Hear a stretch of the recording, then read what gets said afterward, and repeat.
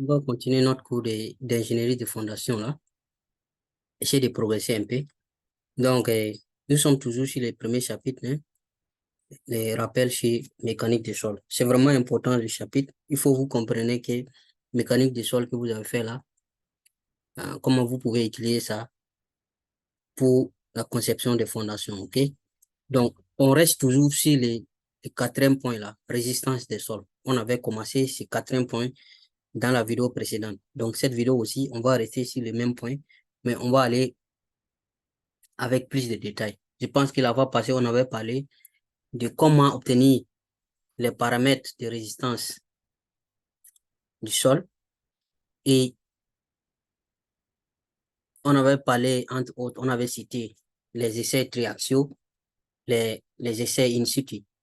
Et on avait dit que si ce chapitre, on allait se focaliser sur les essais triaxiaux. Donc, pour cette vidéo, je vais vous parler un peu des essais, surtout toujours les essais triaxiaux, mais un peu essais triaxiaux appliqués sur et les roches et aussi comment obtenir les paramètres du sol, c'est-à-dire la cohésion et puis l'angle de friction interne là, comment obtenir ces paramètres-là à partir des résultats de votre essai triaxial. OK? Donc, essai triaxial sur les roches. Comment ça se fait? Donc, lorsque vous faites votre construction sur une roche, vos fondations sur une roche, qu'il y ait des fondations sur pied enfoncées dans les substrats rochers là, ou des pieds forés ou coulés sur des substrats rochers. En tout cas, dès que votre fondation implique roche, il est vraiment vital pour vous d'estimer avec précision la résistance au cisaillement de cette roche in situ. Donc, pour faire ça, pour estimer cette résistance en cisaillement, il y a plusieurs méthodes, mais les essais triaxiaux restent vraiment une option très, très précise pour ce qui concerne la résistance des roches. Voilà. Il y a plusieurs autres méthodes, mais ici, comme on a dit, dans ce chapitre, c'est essai triaxial. Donc, voici un peu ce que ça va donner en triaxial. Vous allez voir, voyez ici la membrane, la jaune là, la partie jaune, c'est la membrane plastique pour recouvrir notre euh, échantillon. Et la partie rouge là, c'est l'échantillon, les spécimens même qui est là. OK? Donc, à peu près comment ça marche. Et voici l'appareil triaxial pour pour faire les essais triaxiales sur les roches. Et voici comment un peu la rupture se fait quand vous faites l'essai triaxial sur une roche. OK? Donc, les essais triaxiaux là sont particulièrement fiables quand il s'agit pour la roche parce que quand il s'agit du sol, de fait d'échantillonner les sols là, le sol est perturbé. Et donc, ça induit, en tout cas, des erreurs souvent, des modifications si la résistance, si les valeurs caractéristiques de la résistance du sol. Par contre, quand il s'agit d'une roche, l'échantillonnage ne perturbe pas trop la roche. L'échantillon, et donc les caractéristiques que vous allez trouver en faisant l'essai triaxial vont être à peu près égales vraiment à aux caractéristiques du sol, de la roche in situ, de la roche en place. C'est ce que ça veut dire. OK. Donc, en plus de cela, il y a beaucoup d'études qui ont fait des corrélations entre la résistance du cisaillement des roches et la résistance des compressions non confinées. C'est-à-dire là, on n'a pas besoin de confinement. Et la résistance, la désignation des qualités de la roche est RQD. Donc, ceux qui ont fait cours de mécanique des roches, là, ils savent de quoi je parle. Donc, cela fournit en tout cas des moyens pratiques pour estimer les paramètres de résistance au cisaillement des roches. Donc, on va parler de ça dans le chapitre 6, plus précisément, avec plus de détails, quoi. Donc, les essais triaxiaux des roches nécessitent un appareil vraiment spécial. un appareil qui est capable de résister à des pressions très fortes, des pressions de confinement élevées, des pressions nécessaires pour cisailler la roche. Okay? Donc, il faut que votre appareil soit capable de résister à des pressions plus élevées que ce que la roche elle-même peut recevoir. Comme vous voyez ici, comment la roche, la rupture peut se faire. Okay? Vous voyez? Donc, voici cet appareil-là qui illustre un peu euh, un appareil pour faire l'essai triaxial pour les roches. D'accord? Donc, maintenant, on va parler des sélections de types d'essai triaxial en fonction de la situation de construction. Donc, je le disais, si vous savez faire l'essai triaxial, il y a 3 types qu'on a cités: consolidé, drainé, consolidé, non drainé, non consolidé, non drainé. Ces genre de tests. Donc, dans quel cas vous allez utiliser quel test? Pour chaque test, quelle situation vous devez utiliser un type de test. Donc, c'est de ça qu'il s'agit ici. OK? Donc, vous allez voir que, dépendant en fonction de votre projet, vous allez avoir une préférence. Donc, le choix d'utiliser la résistance consolidée, par exemple, drainée, CD là, consolidé drainé, consolidé non drainé, CU, undrained. U là, c'est undrained en anglais. Et non consolidé, non drainé là, UI là. Ça, le choix va dépendre des conditions de construction spécifiques et des considérations de stabilité à long terme que vous devez utiliser. D'accord? Donc, voici quelques exemples de cas où chaque type de force est pertinent. Chaque type de test en réalité. Okay? Voici quelques exemples. Donc, les cas de résistance CD, consolidé, drainé, là. C'est là, on utilise ça surtout quand on parle de stabilité à long terme et quand c'est vraiment long. Donc, exemple, construction d'un remblai. Une construction très lente sur un dépôt d'argile molle. Donc, quand c'est très lent, ça va donner du temps à l'eau qui est dans votre argile là, de s'échapper peu à peu, peu à peu. Et je vois un peu. C'est ça qui fait que on parle de drainage. Ça va donner le temps à votre argile là, le sol qui est dans l'argile là, d'être drainé. Parce que comme vous avez, si c'est du sable, c'est facile. Dès que vous déposez la charge, le sable va, parce que les pores dans le sable là sont vraiment relativement plus grands que pour l'argile. L'argile, par contre, l'eau ne passe pas facilement, quoi. Ça prend du temps. OK? Deuxième cas, c'est le cas des barrages en terre qui est soumise à des infiltrations en régime permanent. Donc, quand vous prenez, c'est-à-dire la quantité qui entre ici est la même qui sort. Donc, un régime permanent. Donc, dans ce cas aussi, vous avez besoin de faire ça. Parce que c'est drainé. C'est drainé. Et aussi, les cas des excavations des pentes naturelles dans un argile, dans de l'argile. Tout ça. Maintenant, résistance CU, consolidée et non drainée.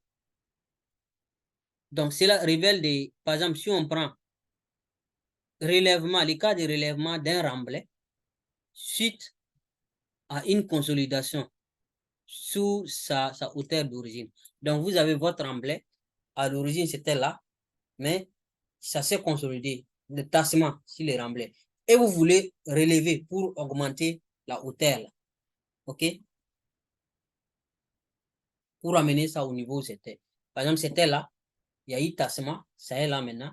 Donc, vous augmentez cette taille-là. Donc, dans ce cas, vous avez besoin de ça, non drainé. OK? Et aussi, si vous voulez vider rapidement le réservoir d'un barrage en terre, ok? Un barrage en terre qui est actuellement en train de fonctionner en régime permanent d'infiltration. Donc, dans ce cas aussi, vous avez besoin de ce genre de test. Maintenant, construction rapide d'un remblai sur une pente naturelle. Là aussi, vous avez besoin de CU. Maintenant, dans quel cas on a besoin de UI, non consolidé, non drainé? Ok? Là, si vous faites une construction rapide, quand c'est trop rapide, la construction est trop rapide, d'un remblai, par exemple, sur de l'argile. Parce que quand c'est trop rapide, ça ne donne pas le temps à l'eau qui est dans l'argile de s'échapper, à s'échapper. Donc, on considère que ce n'est pas drainé. L'eau qui est dans l'argile n'a pas le temps d'être drainée. Donc, on aura, en ce moment, vous avez besoin d'utiliser ça pour voir. OK? Donc, parce qu'en ce moment, l'eau va aider à supporter un peu les charges, quoi. Maintenant, grand barrage construit sans modification de la teneur en eau du noyau argilé. Quand vous prenez un barrage comme ça, la partie qui est en vert comme ça, là, c'est le noyau argilé. C'est de l'argile. OK? Donc, puisque l'argile ne permet pas facilement à l'eau de passer. Donc, si la teneur en eau constante, fait ça. Maintenant, semelle, si vous voulez poser vos fondations, construire vos fondations rapidement sur un dépôt d'argile aussi, vous devez faire ça. Donc, vous voyez, ce qui gouverne ici, c'est la rapidité. Vous voyez les points, les premiers points ici, c'est exactement le contraire de ce point ici. Le premier point dans ce cas. Donc, ça, c'est quand c'est relativement lent. Et là, c'est quand c'est relativement rapide. Donc, chacun de ces scénarios-là qu'on vient de citer nécessite des considérations différentes sur la résistance du sol et la sélection du type d'essai de résistance approprié. Okay? C'est là pour garantir l'analyse, pour que l'analyse s'aligne sur les conditions spécifiques de construction ou de stabilité à long terme. Donc, on va parler maintenant de comment calculer les paramètres de résistance basés sur les essais triaxiaux. Paramètres de résistance, c'est tout simplement la cohésion, le C là, et l'angle de friction interne. Ce et puis phi, comment on va les obtenir? À partir de vos essais triaxiaux. Okay? Vous allez voir qu'on a besoin d'au moins des essais triaxiaux. Comment on peut les obtenir? Donc, les calculs impliquant CI consolidé non drainé et non consolidé non drainé sont donnés dans les exemples. On va prendre des exemples. L'exemple 1 sera dans cette vidéo. L'exemple 2 sera dans la vidéo prochaine. Donc, l'exemple 1 va parler de CU. Okay? L'exemple 2 sera II prochainement. OK? Donc, j'espère que vous vous rappelez de ça. Donc, la pression du fluide là va confiner un peu notre sol et on apporte une charge supplémentaire ici. Voilà, comment ça se fait. Donc, cette pression du fluide là, c'est ça qui est le sigma 3 là. Et sigma 3 plus la force qui vient ici, c'est ça qui fait notre sigma 1. Sigma 1. OK? Donc, le premier exemple, donc, on va supposer des essais triaxiaux de CEI. Donc, comme je le disais, le premier essai, là, le premier exemple, c'est CEI, consolidé non drainé. Donc, ces essais-là sont effectués sur un échantillon d'argile sableuse provenant d'un site provisoire afin de déterminer les propriétés de résistance. D'accord? Donc, les pressions cellulaires appliquées là, pression cellulaire appliquée et les contraintes du déviateur là, et les pressions interstitielles sont données dans ce tableau. Donc, pression déviateur là, c'est quoi? C'est tout simplement sigma 1 moins sigma 3. OK? La contrainte principale majeure moins la contrainte principale mineure. C'est ça qui donne contrainte du déviateur là. OK? Donc, c'est ça qu'on vous donne ici. Donc, pression du cellulaire là, c'est-à-dire pression ici, le fluide cellulaire, cette pression-là, c'est ça qui va vous donner le sigma 3.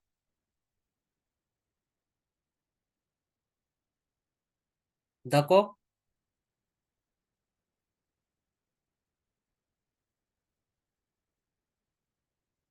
C'est ça qui va vous donner le sigma 3. Donc, pour avoir votre sigma 1, ça veut dire qu'il faut prendre sigma, cette valeur-là, plus cette valeur, sigma 3. Pour avoir votre sigma 1, il faut prendre le sigma 3 là, c'est-à-dire pression cellulaire là, plus la pression du déviateur. D'accord? Donc, les paramètres de résistance peuvent être estimés à l'aide de la méthode du cercle de Moore. Je remets ça ici. Est-ce que vous vous rappelez de cette équation-là?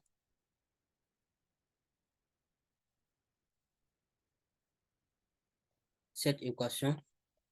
Donc, la résistance au cisaillement égale à cohésion plus contrainte normale multipliée par tangente de phi. Voilà. Donc, on va parler d'abord du cas de contrainte totale. Donc, contrainte totale, ça veut dire on ne tient pas compte de la pression interstitielle. D'accord? Donc, pour faire ça, pour faire le cercle de Moore, si vous vous rappelez votre cours de mécanique du sol, on a besoin de sigma 1 et de sigma 3. Et si vous placez ces deux-là, sigma 1 moins sigma 3 va vous donner le diamètre du cercle du Moore. Donc, en réalité, le diamètre du cercle du Moore, c'est la pression du déviateur là, qui est là. Donc, pour avoir sigma 1 et sigma 3, il suffit juste d'utiliser ça. Donc, on peut avoir estimé quelque chose comme ça. Donc, pour les premiers tests, parce qu'il y a des tests. Premier test, cette première ligne. Deuxième test, cette deuxième ligne. Donc, pour les premiers tests, vous voyez le sigma 3, c'est la pression cellulaire là exactement. Donc, 20 qui est là. Maintenant, sigma 1, ça sera ça, la pression de déviateur là, plus sigma 3, pression cellulaire. Donc, ça va faire 40,2. 40,2. D'accord? Et la pression interstitielle là, 5,2. 5,2 là. Okay? Pour le deuxième test, vous faites pareil. Vous allez obtenir 40 et puis 70,4. Et là, c'est 8,3. Donc, chaque essai va vous donner un cercle. Donc, pour cet essai-là, vous placez, vous voyez, l'axe des contraintes est là. OK? Donc, 20, vous placez 20, c'est ça, c'est ce point-là. Et 40,2, 40,2, c'est ce point-là. Donc, vous allez obtenir ce premier cercle. 20 pour relier 20 et puis 40,2. Donc, le diamètre là, c'est cette distance. Autrement dit, le diamètre là, c'est les 40,2 moins les 20 là. 10,2, quelque chose comme ça. J'ai dit 10,2. 20,2, quelque chose comme ça. OK? Donc, c'est cette distance-là de diamètre. Donc, pour pouvoir tracer votre cercle. Parce que vous avez besoin de tracer le cercle. Parce que c'est la droite qui est tangente à ce cercle-là qui va nous guider pour avoir nos paramètres là. Les C et puis les phi là. Pour le deuxième essai qui est là, vous faites la même chose. On a 40 et puis 70,4. Parce que à chaque fois, vous augmentez la pression de confinement, la pression cellulaire là. Et quand vous augmentez cette pression, la résistance aussi verticale va augmenter. Et vous obtenez un cercle plus grand. C'est comme ça marche. Donc ici, on s'est arrêté à 2 cercles. Donc on pourrait faire aussi un autre cercle. Ça va être quelque chose comme ça, plus grand. En augmentant cette valeur-là. Au lieu de 40, vous pouvez aller à 60 par exemple. OK? Donc là, on va prendre de 20 à 40. OK, ça c'est le premier. Le deuxième là, c'est de 40 ici jusqu'à, vous voyez, 70,4. Donc, c'est ça le diamètre du cercle. Donc, les deux cercles sont là. Attention, il faut faire la différence. C'est ce cercle-là, 20 à 40,2. Et puis, 40, celui-là, 40 à 70,4. Donc, si vous avez les deux cercles comme ça, les cercles de Moore, vous pouvez maintenant utiliser cette équation-là, qui est l'enveloppe de Coulomb là. c'est juste une droite qui doit être tangente aux deux cercles. Donc, vous voyez pourquoi on a besoin d'au moins deux cercles. OK? On a besoin d'au moins deux cercles. Ce cercle-là, tangente à ce cercle, et puis tangente à ce cercle. Si on avait un seul cercle, on n'allait pas faire un bon boulot. OK? Donc, une droite qui est tangente à ces deux cercles. Ce cercle-là, et puis ce cercle-là. Les deux autres cercles, on va parler des après. Donc, vous obtenez cette droite-là. Donc, là où la droite là va couper l'axe des ordonnées, c'est-à-dire ici, va vous donner la cohésion C. Donc, puisque ça, c'est 5, donc ça va être 4 quelque chose. Donc, 4. Ici, on a dit 4, 0, 0. Maintenant, l'angle de friction interne, là, c'est l'angle que fait cette droite avec l'horizontale. Donc, si vous voulez, vous pouvez prolonger cette droite-là jusqu'à elle va venir couper ici. Quand elle va couper ici, là, l'angle que ça va faire ici, c'est ça votre angle de friction.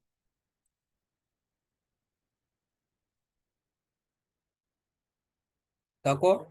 Donc, on obtient ces valeurs-là, CU, et puis C et gamma U, c'est-à-dire non drainé, undrained. D'accord? Ce sont ces valeurs-là que nous avons. Là, c'est l'enveloppe des pressions totales, des contraintes totales. OK. Donc, vous voyez qu'ici, on n'a pas, cet exemple-là, on n'a pas utilisé les pressions interstitielles. Dans ce tableau-là, vous voyez les pressions interstitielles. D'ailleurs, c'est les mêmes pressions que ce sont là.